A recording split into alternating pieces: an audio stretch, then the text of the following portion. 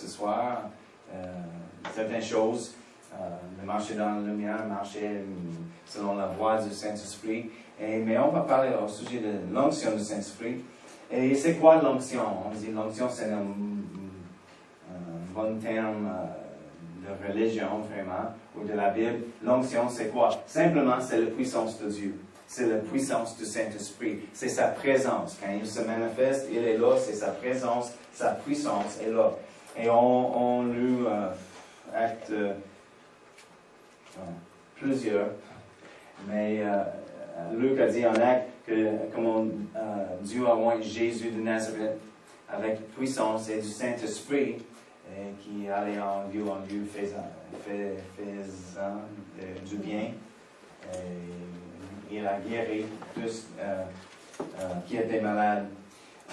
Donc, Jésus était oint par le Saint-Esprit. Il a dit, l'Esprit de Dieu est sur moi, l'Esprit de l'Éternel est sur moi pour, et il a énuméré les choses, pour annoncer les bonnes nouvelles aux pauvres, etc. Donc, dans l'Ancien Testament, il y avait juste 3 personnes. Aujourd'hui, nous sommes nés de nouveau, on a le Saint-Esprit dans l'intérieur de nous, mais dans l'Ancien Testament, il y avait juste 3 personnes, ou 3 positions de personnes qui étaient ointes du Saint-Esprit. C'était le roi était oint de Dieu pour être le roi, comme le roi d'Israël. Le prêtre était l'autre, le sacrificateur. Ils sont oints pour faire leur travail avec le temple de Dieu et dans la présence de Dieu. Et aussi le prophète. Le prophète était oint du Saint-Esprit pour déclarer la parole de Dieu au peuple. Mais c'est différent aujourd'hui. Aujourd'hui, chaque croyant a l'onction du Saint-Esprit dans l'intérieur. Les personnes dans l'Ancien Testament n'étaient pas nées de nouveau. Aujourd'hui, nous sommes nés de nouveau, on accepte Jésus et on a reçu son Esprit dans l'intérieur. Dans l'Ancien Testament, la présence de Dieu était dans une boîte. Aujourd'hui, je dis souvent, nous sommes la boîte de Dieu. Il habite en nous. La Bible dit, nous sommes le temple de Dieu. Ce n'est pas nécessaire de chercher la présence de Dieu quelque part sur la montagne, dans la vallée, dans un temple spécifique, en particulier. Non, la présence de Dieu est en nous, si nous sommes nés de nouveau. Amen. Oui. Donc, il y a deux expériences spirituelles, on peut dire, pour les personnes aujourd'hui, le croyant aujourd'hui. Premièrement, c'est la nouvelle naissance, la nouvelle naissance. Nous sommes nés du Saint-Esprit et on a regardé plusieurs fois Jean chapitre 4 où Jésus parlait avec la femme au puits. Il a parlé au sujet d'un puits d'eau vivante qui jaillit en nous. C'est notre salut. Un puits personnel et c'est une puissance pour nous-mêmes. Okay? Mm-hmm. Et aussi, la deuxième expérience, on peut dire, la deuxième expérience spirituelle, après nous sommes nés de nouveau. On reçoit le baptême du Saint-Esprit et nous sommes remplis du Saint-Esprit. Donc, premièrement, nous sommes nés du Saint-Esprit ou de l'Esprit. Et deuxièmement, on reçoit la plénitude du Saint-Esprit. On peut dire, nous sommes remplis du Saint-Esprit. Et en Jean 7, on voit Jésus parler et il a parlé au sujet de... Et on regarde souvent le verset. Dans le dernier jour, il a crié. Si quelqu'un est soif, viens à moi, et il peut recevoir les flots d'eau vive couleront de son sein. Il a parlé de ça, du Saint-Esprit, pour ceux qui croient en Jésus, va recevoir. Ce n'est pas pour le monde, mais pour les croyants de recevoir le Saint-Esprit. On dit une autre façon de regarder ça, plus simple peut-être. Le monde reçoit Jésus, et les croyants reçoivent le Saint-Esprit, dans la baptême du Saint-Esprit. OK. Donc, avec le Saint-Esprit, tournez à Romains 8. On va regarder Romains 8. C'est juste un peu de fondement, vraiment. Et les choses, on va regarder plusieurs fois. Mais Romains 8, nous avons le Saint-Esprit et on peut voir que le Saint-Esprit fait beaucoup de choses dans nos vies. Et Romains 8, si on regarde verset 14... Car tous ceux qui sont conduits par l'Esprit de Dieu sont fils de Dieu. Ici, verset 14, on voit que le Saint-Esprit nous conduit. les fils de Dieu, les filles de Dieu, les enfants de Dieu sont conduits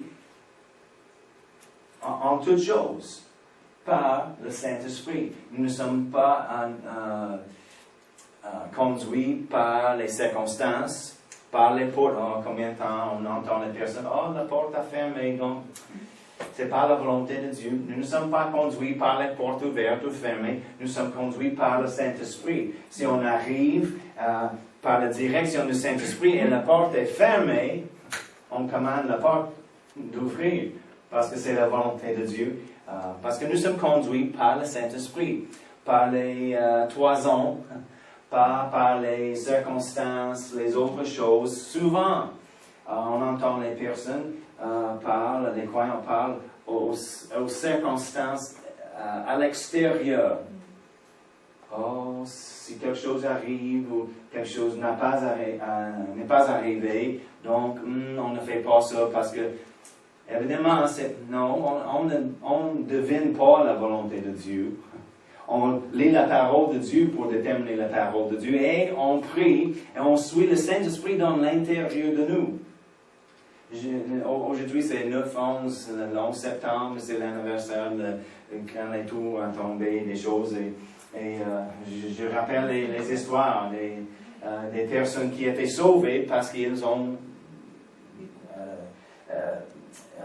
ils étaient conduits par le Saint-Esprit dans l'intérieur. Au lieu d'être là, dans les tours, au travail, comme d'habitude, il a fait des autres choses, conduit dans l'intérieur de faire une autre chose.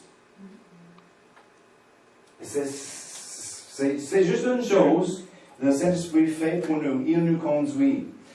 Si on regarde verset 16, le même chapitre ici, Romains 8, 16, l'Esprit lui-même rend témoignage à notre esprit que nous sommes enfants de Dieu.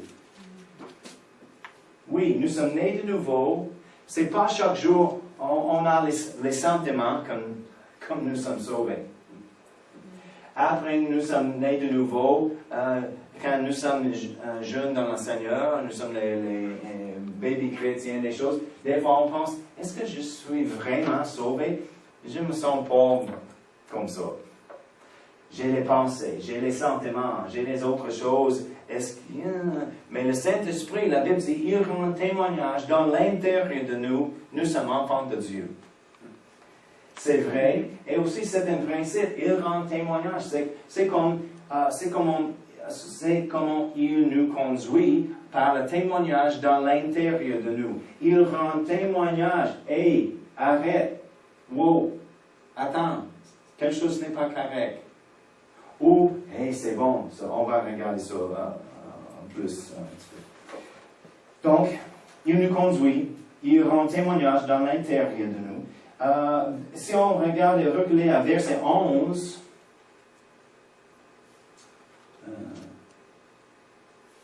et si l'esprit de celui qui a ressuscité Jésus d'entre les morts habite en vous, celui qui a ressuscité Christ d'entre les morts rendra aussi la vie à vos corps mortels par son esprit qui habite en vous.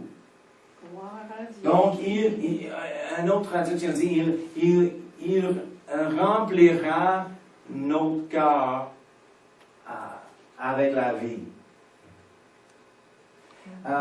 Littéralement, et en particulier ici, il parle vraiment d'un jour, notre corps sera changé et rempli complètement avec la vie de Dieu. Juste comme Jésus était ressuscité des morts, on sera changé par l'Esprit qui habite en nous et notre corps naturel sera rempli de la vie de Dieu complètement. On va monter au ciel, c'est changé. Mais en même temps, le principe est vrai aussi. C'est le Saint-Esprit, le même Esprit qui a ressuscité Jésus de la mort. Il est en nous comme un dépôt, vraiment. C'est le... Comment on dit en français? C'est le first fruits. Oui, les prémices des choses d'avenir. Mais on a expérimenté plusieurs choses avec le Saint-Esprit dans l'intérieur de nous. Il fait beaucoup de choses. Et imaginez, c'est juste un dépôt. Yeah. Même quand nous sommes remplis du Saint-Esprit ici, c'est pas tout, parce qu'un jour, il va remplir notre cœur complètement avec sa vie. Changer, on va vivre éternellement. Mais maintenant, c'est juste un dépôt, juste un petit peu. Mais même avec ça, on peut savoir quand il est là dans l'intérieur, et un jour, il va remplir notre cœur complètement avec sa vie. Maintenant, il peut remplir notre cœur aussi, et il peut changer et donne la vie dans notre corps naturel. Quand on avait les symptômes, les choses arrivent, les maladies, le Saint-Esprit dans l'intérieur, le même Esprit qui a ressuscité Jésus, il habite en nous et il peut donner la vie dans notre cœur maintenant, dans nos besoins. Amen. Amen. C'est une autre chose qu'il fait pour nous. On a regardé souvent à 8, verset 26, le même chapitre. C'est le bon chapitre du Saint-Esprit. Il nous aide en prière. De même aussi, l'Esprit nous aide dans notre faiblesse, quand nous ne savons pas ce qu'il nous convient de demander dans nos prières. Mais l'Esprit lui-même intercède par les soupirs inexprimables. Un autre verset dit, les lèvres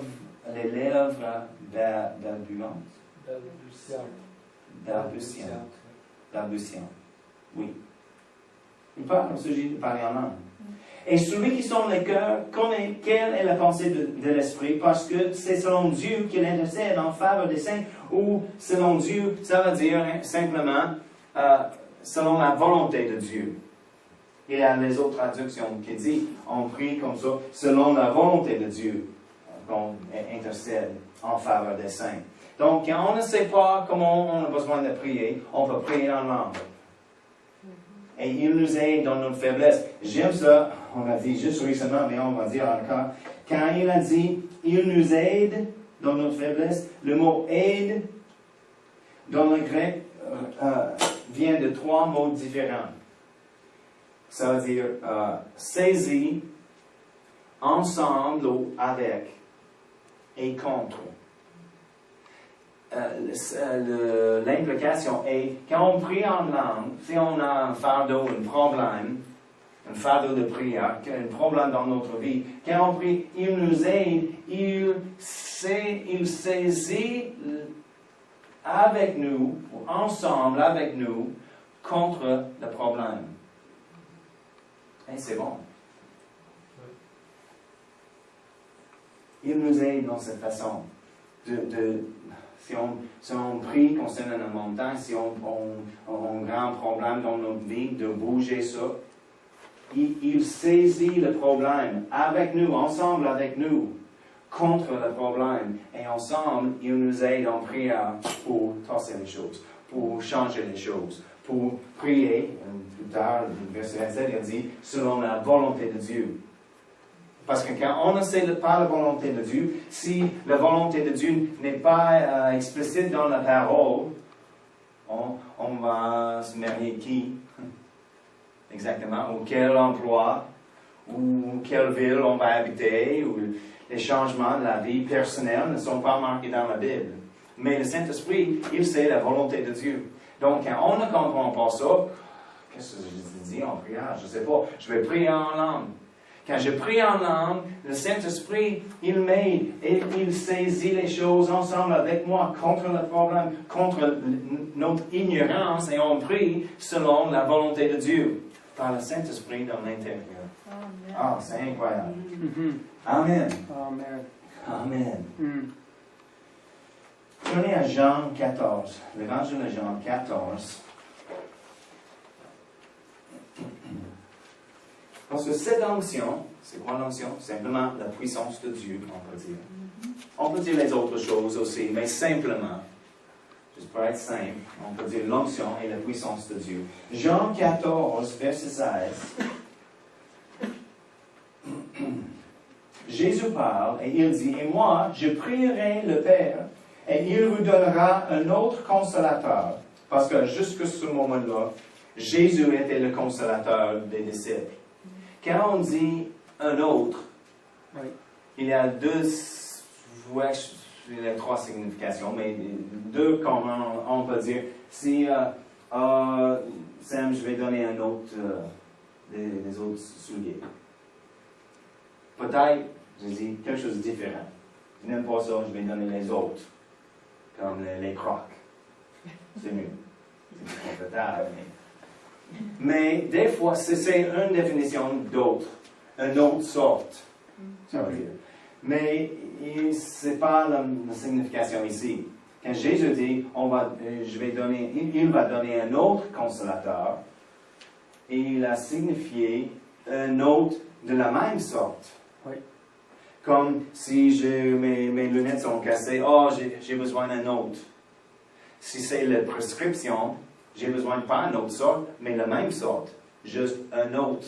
Juste comme... Oui, un autre père. Juste comme le nom avant. C'est la signification ici. Je vais je prierai, on va lire, Oui. au Père, et il donnera un autre consolateur. Juste comme moi, parce qu'ils étaient tristes, oh, Jésus va partir, ah, c'est pas bon. Et il a dit, oh non, c'est mieux que je partirai, parce que le Père va donner un autre consolateur. Parce que Jésus était leur consolateur en ce moment-là. Il était toujours là, toujours disponible, et les choses, pas toujours, mais ils ont vécu ensemble.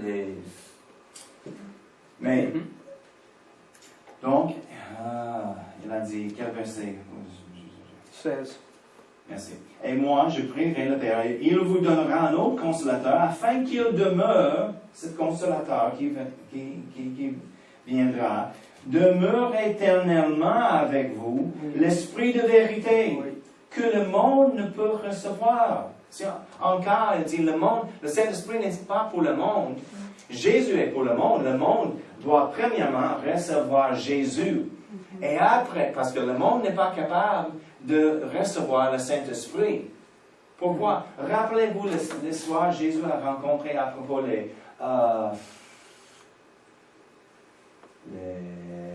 comment ça s'appelle? Le wineskins, Oui, les outres. Les outres nouveaux et anciennes. Il a dit, les outres anciennes n'est pas capable de contenir le vin, le nouveau vin. Il parle vraiment d'un homme qui n'est pas né de nouveau. Et son esprit, il n'est pas capable de recevoir le Saint-Esprit.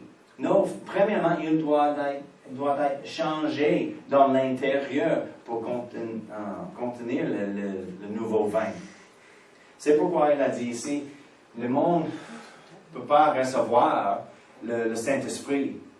Il doit recevoir Jésus premièrement. Et quand on accepte Jésus, il envoie son esprit dans l'intérieur de nous, de recréer notre esprit. Oui. Et nous, en ce moment-là, notre outre, on peut dire, est recréé. Et c'est nouveau maintenant. Et maintenant, comme une nouvelle création, nous avons la capacité de prendre ou de recevoir le Saint-Esprit. C'est pourquoi, c'est tellement qu'il demeure éternellement avec vous, l'esprit de vérité que le monde ne peut recevoir parce qu'il ne le voit point et ne le connaît point. Mais vous le connaissez, car il demeure avec vous, parce que Jésus était là parmi les disciples, les disciples ont reconnu le Saint-Esprit parce que à cause de Jésus et son ministère. Car il demeurera avec vous et il sera en vous. Amen. Je ne vous laisserai pas orphelin, je viendrai à vous. Donc, il a dit, il va donner le Saint-Esprit. Et quand il a dit ici, c'est quoi, le consolateur, oui? Un autre consolateur. Le mot pour consolateur, c'est merveilleux. C'est un mot dans le grec, parakletos. Et il y a 7 significations différentes. Et c'est le Saint-Esprit. Les choses il fait pour nous. Et vraiment, les 7 significations différentes sont consolateur. Et juste on a dit en français, il a dit consolateur. En anglais, il dit helper. Simplement. Helper, ok, c'est bon. Mais vraiment, il y a plusieurs significations de ce mot-là. Et consolateur, en français, c'est juste une des significations. Consolateur, parce que quand on ne sait pas qu'est-ce qu'on fait, il nous conduit. Soudainement. Par exemple, j'ai travaillé pour une compagnie qui fait des choses pour les autos, mais je ne suis pas un mécanicien, pas du tout. Donc, j'ai travaillé dans le bureau avec l'argent et les chiffres. C'était mieux pour moi. Mais chaque jour, chaque semaine, on a ramassé, il y a 3 lieux pour la compagnie dans la ville. J'ai ramassé tous les documents pour chaque jour, pour la semaine, dans notre bureau, et on a fait comment on dit ça? Oui, comme un bilan, vraiment. Juste pour être certain, tout est correct, et chaque scène est compté. Et si on manque quelque chose, on a besoin de trouver c'est où. On manque $20, c'est où. Donc, et on a ajouté toutes les pages, et les chiffres ont besoin de match. Le chiffre, c'est correct. Mais de temps en temps, j'ai trouvé un problème. C'est pas correct. Il y a une différence dans le total. De la mienne, les pages en avant de moi, et leur total. Donc, j'ai besoin de trouver ça. Je commence encore. Et il y a plusieurs lignes de checker, de beaucoup de choses. Et ça prend beaucoup de temps. Et des fois, après 2-3 heures, je dis, je ferai une autre chose pour le moment et je reviens ça. Et la personne, la madame qui travaille avec moi, on a assisté en même église, et elle a dit, as-tu prié de ça? Un jour, je suis pas capable de trouver des choses. Et elle a dit, as-tu prié de ça? Demande, et le Saint-Esprit va montrer c'est où le problème. On se dit, c'est une bonne idée. Je dis, Seigneur, j'ai des autres choses à faire. C'est une perte de temps, beaucoup de temps de faire ça. Où est le problème? Juste comme ça, dans l'intérieur de moi, il a dit, check tel et tel. Et certainement, j'ai dit, j'ai déjà checké ça plusieurs fois. Mais j'ai dit, ok, je vais checker encore. Et c'était là. Le problème était là. J'ai perdu déjà 2 heures avec ça. Mais tout de suite, il y a le bon consolateur. Non, c'est pas le consolateur, c'est le conseiller. Conseiller, c'est ça. Oui, consolateur dans le confort. Oui, c'est ça. Oui, c'est le deuxième mot, le conseiller. OK? C'est la deuxième signification. C'est le conseiller. Donc, on va placer cette histoire avec conseiller. Pour le consolateur, je sais, il y a un bon consolateur. Quand il y a les morts, les choses comme ça, les choses tragiques, on a besoin d'un consolateur. Il est toujours là. Je rappelle que Cindy a dit de temps en temps que quand elle avait un mort dans la famille, quand son frère est mort, il était comme un boule de sa grâce autour d'elle pendant la semaine. C'est juste, le consolateur est vrai, est réel, et il est là pour nous consoler. Consoler, oui. OK, oui, bon, OK. Donc, le mot là, pour consolateur en français, c'est parakletos, cette signification différente. Consolateur, conseiller, assistant, parce qu'il est toujours là et prêt pour nous assister. Intercesseur. C'est pas à dire il prie pour nous, mais comme on a lu en Romains 26, il nous aide en prière, d'intercéder, de prier. Intercesseur. Avocat. Un avocat. Il parle pour nous, de notre cas. Celui qui fortifie. Celui qui fortifie. Ou il est fortifiant, on peut dire. C'est 6. Le 7e, celui qui est en mode veille. Ça fait sens? OK? Comme je dis, il est toujours prêt.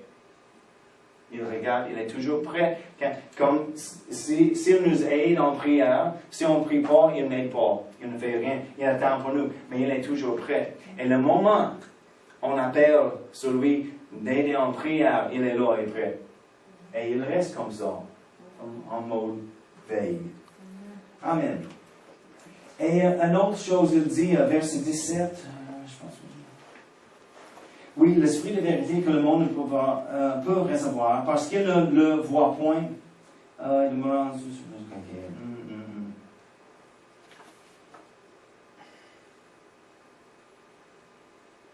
Non, c'est un autre verset, excuse. Mais il dit aussi, il parle de Jésus et par lui-même. Jésus dit, quand il arrive, il va parler de moi et par lui-même. C'est intéressant. Souvent, le diable, il était tossé du ciel à cause de l'orgueil. Il a parlé de lui-même. Je vais faire telle et l'autre chose. Mais le Saint-Esprit, il est soumis vraiment à Jésus et au Père. Et quand il parle de Jésus et par lui-même. C'est intéressant. Et ceux qui coulent avec le Saint-Esprit et parlent selon le Saint-Esprit, on peut remarquer qu'il a besoin de parler au sujet de Jésus aussi. Amen. Tournez à Jean 16. Selon on le trouve, Jean 16, 13. Oui, 13. Je suis là maintenant. Jean 16, verset 13. Quand le consolateur, c'est le même mot, Parakletos, cette signification, sera venu, l'Esprit de vérité, il vous conduira dans toute la vérité, car il ne parlera pas de lui-même, mais il dira tout ce qu'il aura entendu, et il vous annoncera les choses à venir. Oui. Il ne parlera pas de lui-même, mais il dira tout ce qu'il aura entendu.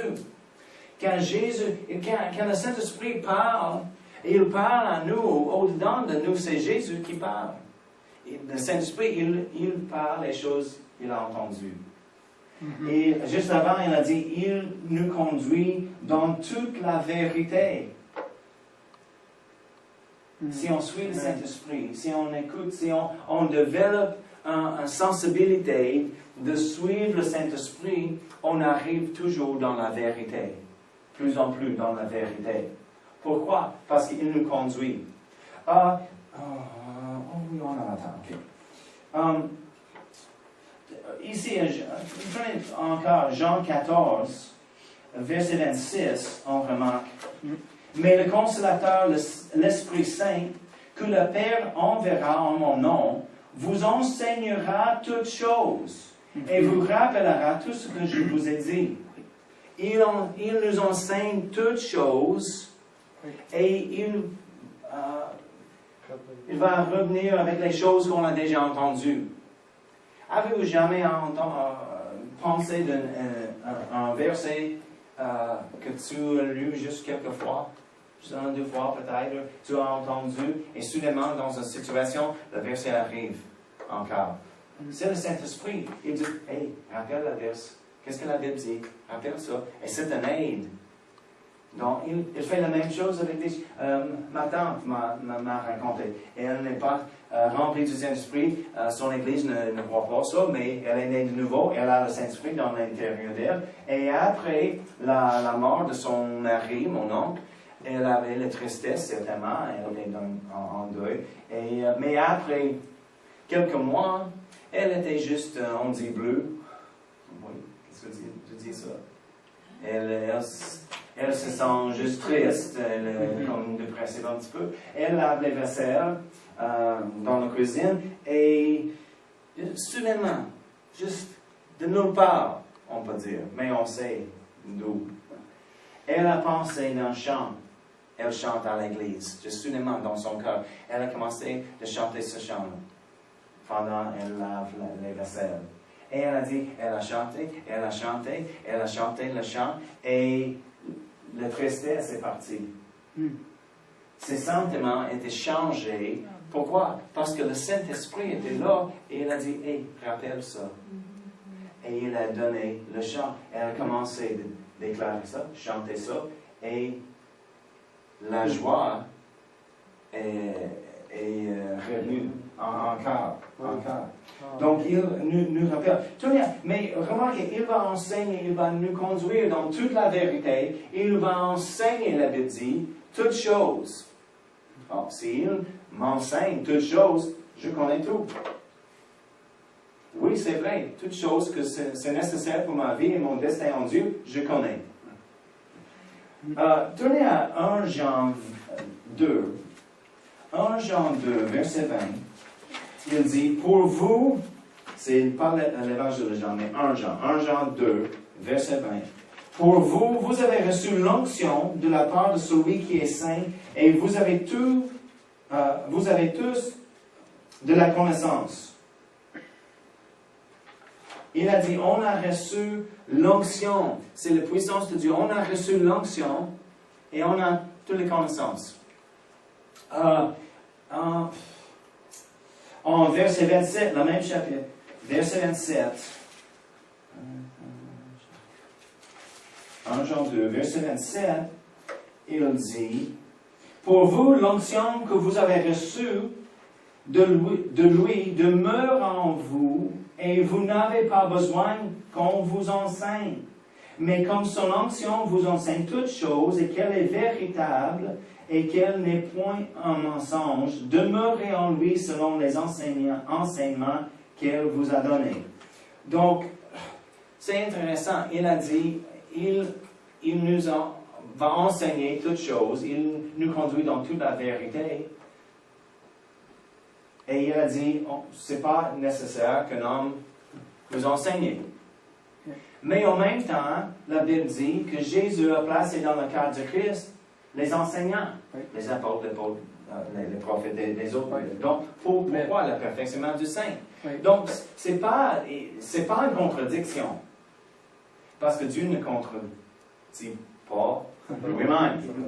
Okay? Non, parce que quand un homme de Dieu, c'est le pasteur, l'apôtre, le prophète, l'évangéliste, quelqu'un, il enseigne sous l'onction de Dieu, c'est pas lui qui enseigne, c'est le Saint-Esprit qui enseigne à travers lui selon l'onction qui est sur lui. Et on reçoit le message, on reçoit la prédication, l'enseignement, et nous avons le Saint-Esprit aussi. Et le Saint-Esprit dans l'intérieur de nous dit, « Hey, oui, c'est bon, c'est correct.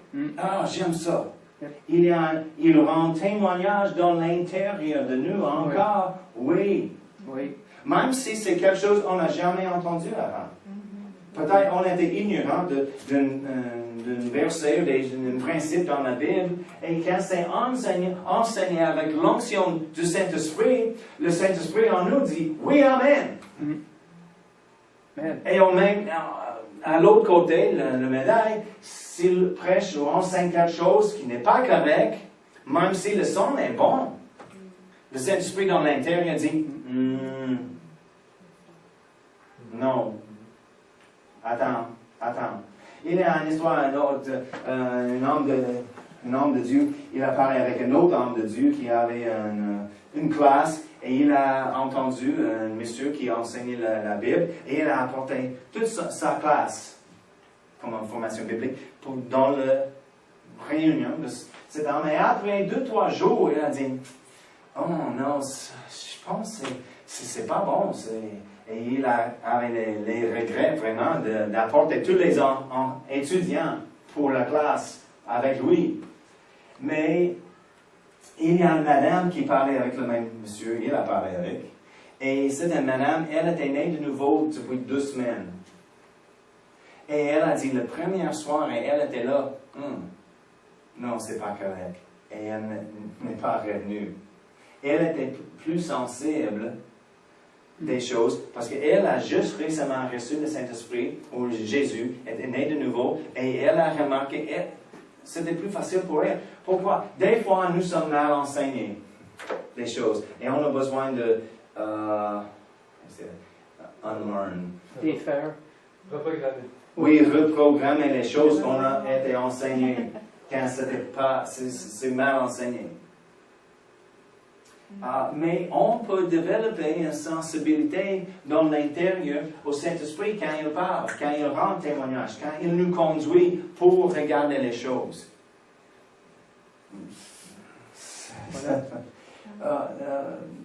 C'est vrai, c'est vrai.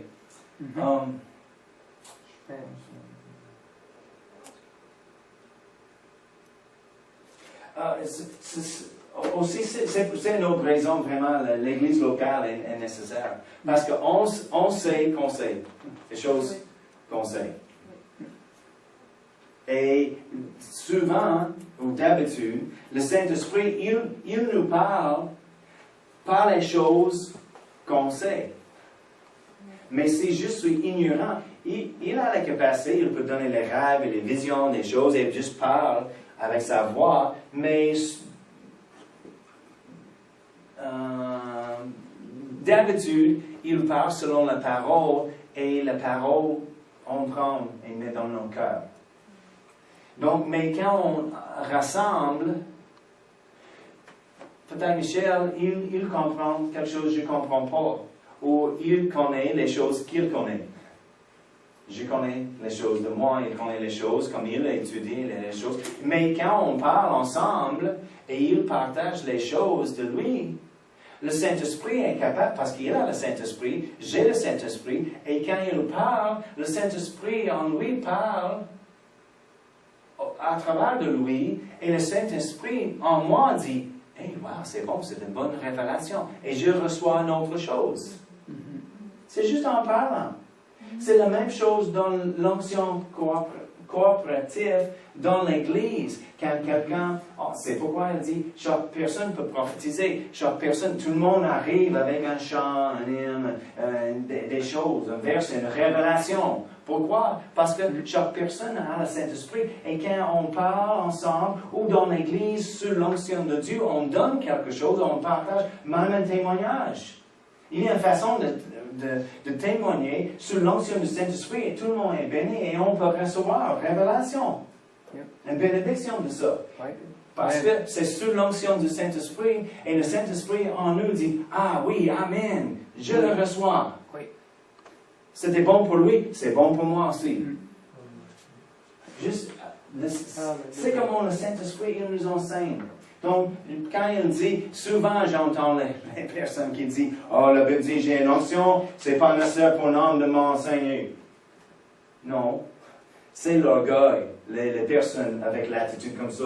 Oh, je suis correct seul. Non, on n'est jamais correct seul.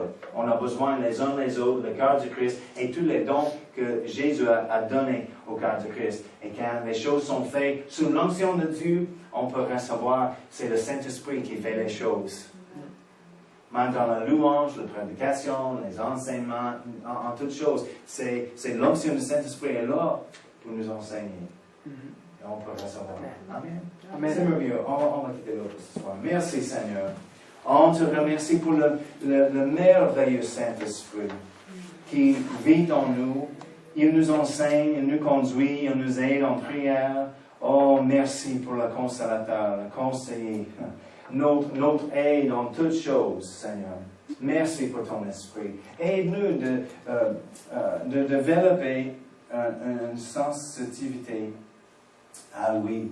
Plus en plus, Seigneur, d'entendre et de céder nous-mêmes à lui plus facilement, Seigneur, pour apprendre les choses et ses œuvres. Dans le nom de Jésus. Amen. Amen. Amen.